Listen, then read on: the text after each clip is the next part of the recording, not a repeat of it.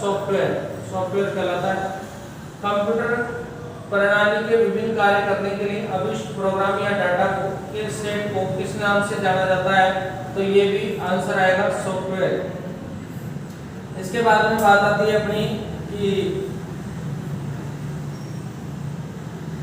निम्न में से कौन सा अधातु का गुण नहीं है? साइंस का प्रश्न है। तो देखो धातुएं और अधातुएं, धातुएं जो होती है उनके विपरीत अधातुएं होती है।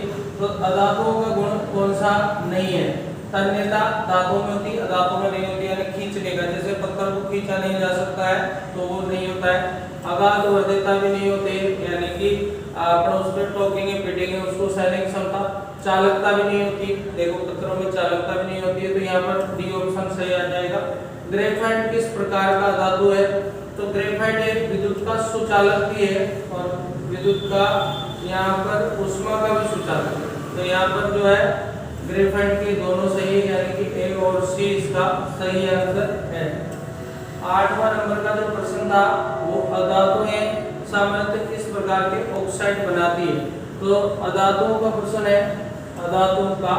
तो ये कौन से ऑक्साइड तैयार करती है? अम्लीय ऑक्साइड बनाती है, ये प्रश्न था।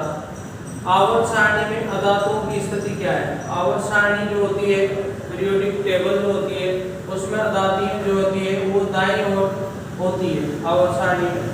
निम्न में से कौन सा अधातु नहीं है? ये प्रश्न है।